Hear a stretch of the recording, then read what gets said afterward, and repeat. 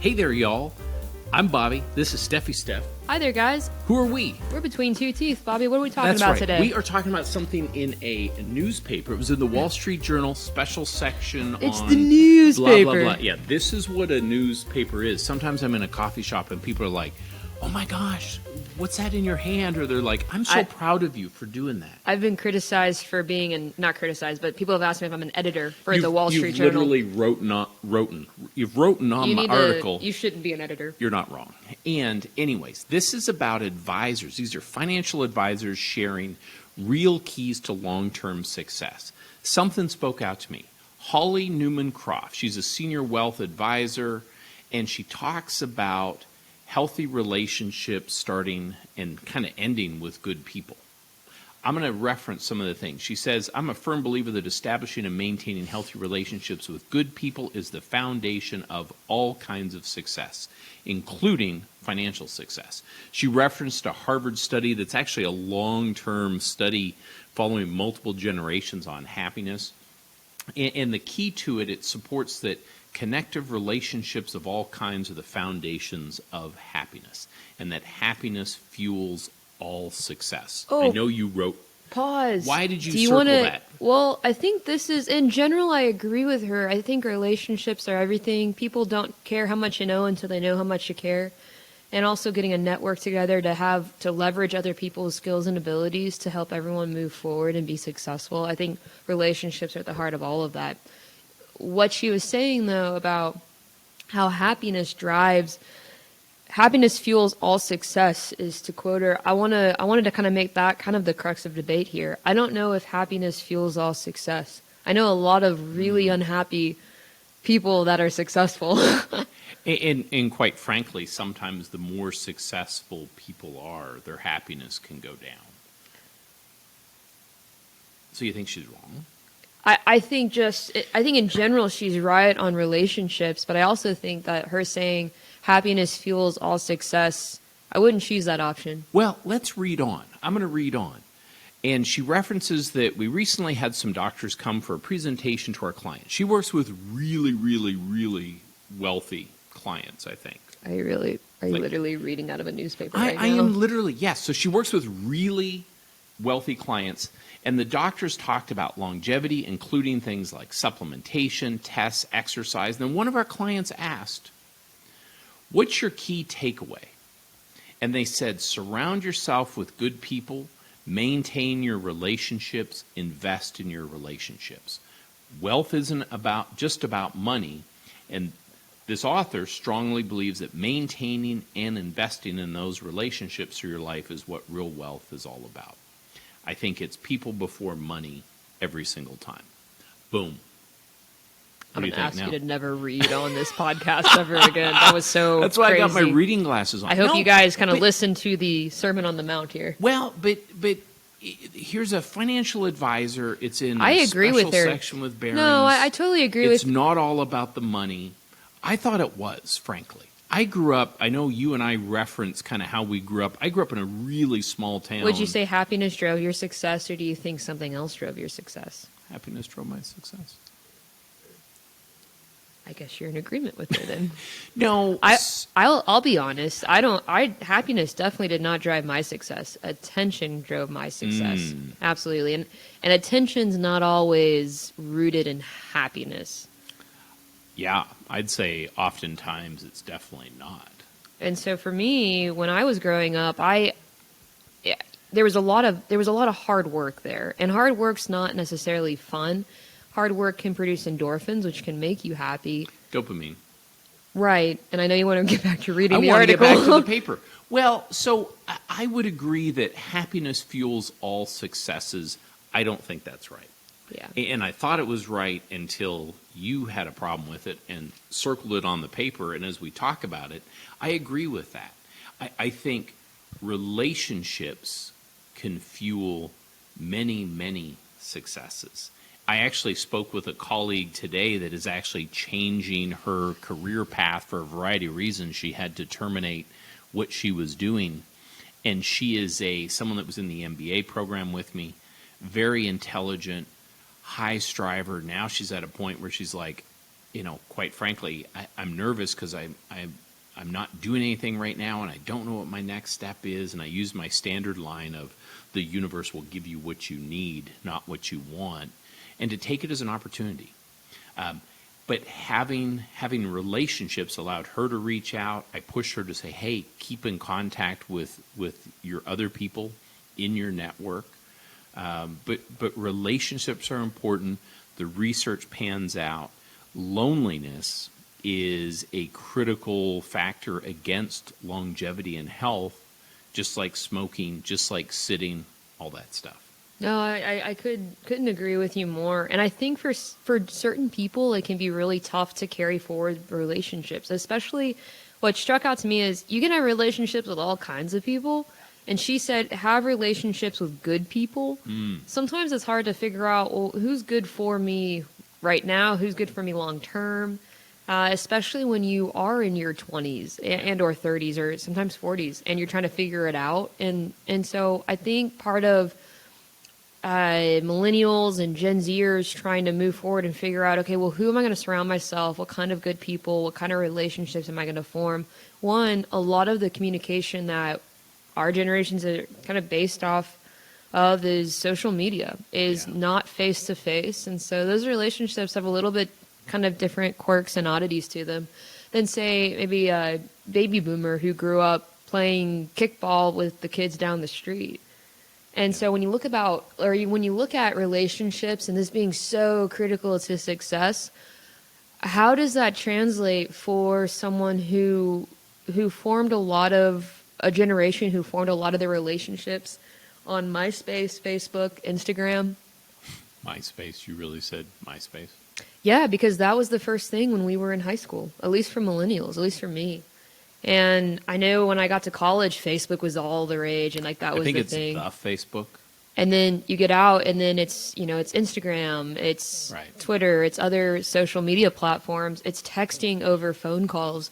And so all of these relationships with good people, how do you know who's on the other end, or how do you translate a text, things like that. So I think relationship building is pivotal for success, and maybe that's why we see more quiet quitting, and maybe that's why we see more people who are favoring work-life balance because they don't know how to communicate any other way. So I think, Warren Buffett's often quoted as if you're going to spend any time and energy and money on something, spend it on yourself and your ability to communicate.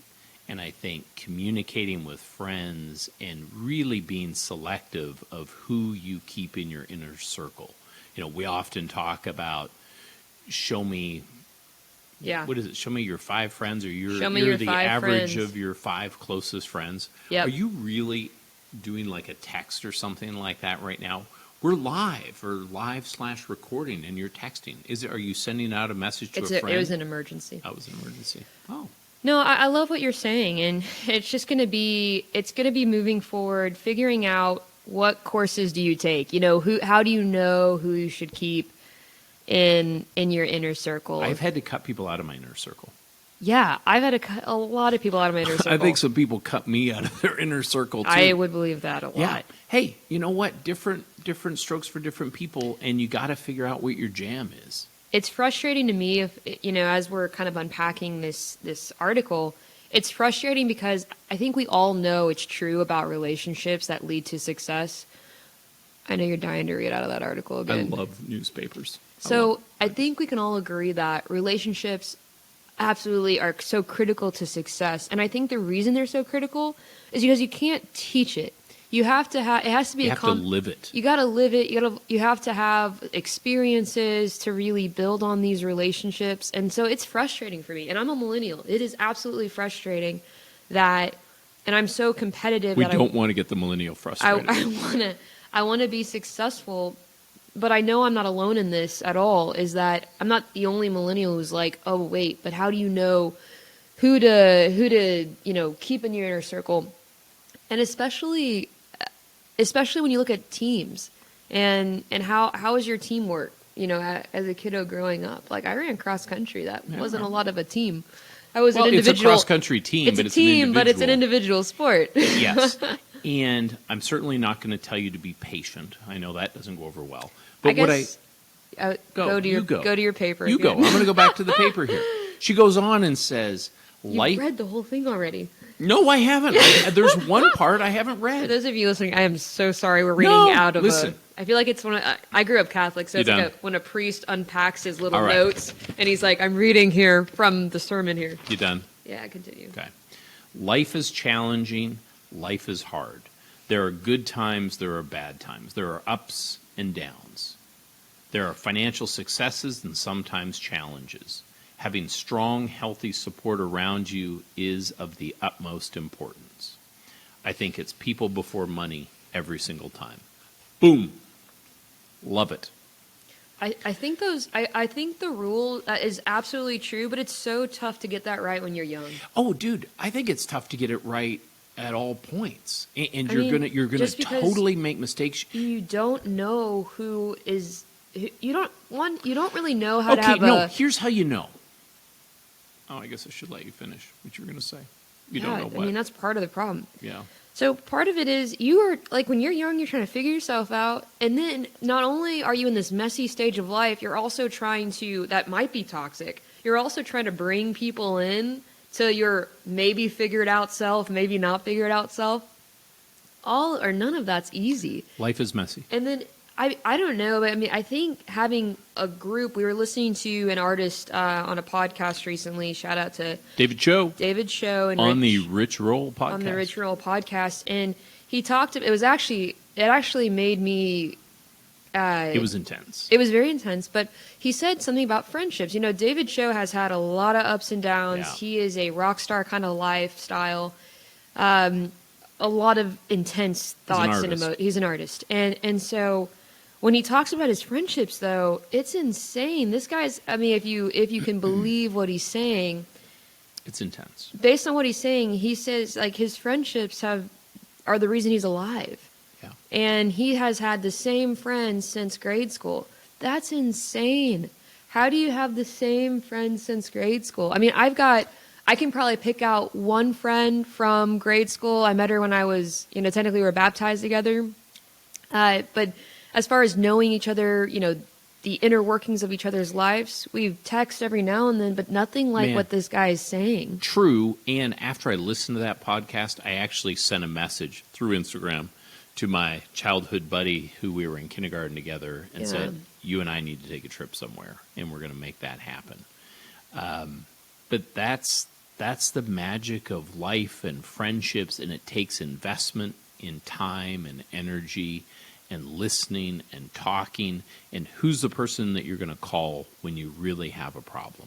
So as we're kind of wrapping up here, this is where I get frustrated when people say be patient. People also say build relationships because that's the key to success. I think everybody knows that, but how do you do it? Tell this millennial, how do you build these... Don't get mad on your face just because of that advice. You're furrowing your brow. No, it's just, I think, no, well. So, and I'm the one smiling. So I would just love to hear, instead of hearing things that are on the superficial surface of relationships or where it's at, we know that. Give us something else. Give us something meaningful. I love the Warren Buffett quote you had saying, invest in yourself and specifically in communication classes. So if you have any specific comments, we'd love to hear them in the comment section. What are the real keys to long-term success? No, I'm asking you as well. What do you think? I think relationship... No, how? How what? This is the problem. I don't listen. I know, this is the problem. It doesn't listen. So what I'm saying is, and this is part of the bigger problem, what I'm talking about is that when people give advice, they give the superficial advice. They say, yeah, be patient. Relationships are key. Well, talk to me about specifically how do I don't know anyone better at relationship building than you. You can't hold back on us here. Tell us about relationship building. No, I don't know other than I need some water. That's why I was trying to end it, because I have a bit of a cough.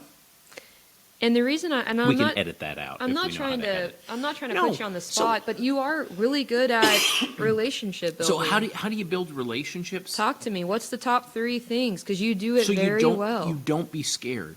You try to be clear and kind to people.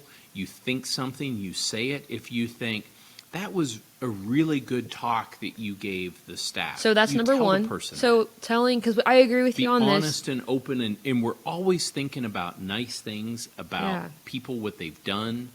Tell them that. Send an email, send a call, tell them in person. I think that's changed my life as far as just when I interact with anyone now. I really try, if a nice thought bubbles across my head, I'm a very genuine person. That piece of advice from you has really helped you. me build some relationships. Simply taking it out of your head and putting it into writing and communicating that. That's a great one. You got any other easy pieces of advice for us on relationship building? Like I said, you're no better as you. Don't be scared. Don't be scared to talk to somebody. Don't be scared to ask someone for help. Don't be scared to tell someone that they mean something to you and they're helpful to you. So asking people for help is a great one. This one is something that wasn't on my radar because I just assume that if you ask someone for help, they're going to think you're dumb and you don't know anything about anything. And maybe it is situation specific, but I do like a lot. I've also tried to put that into action as well. It's tough to tell someone, hey, I don't really know. It makes someone feel good for you to say, hey, I need your help on something. Yeah. We're going to wrap this up. We'll have more tips and tricks from Bob here. He's about to die of Put cough. comments in the comments section. What are the real keys to long-term success? Thanks, guys.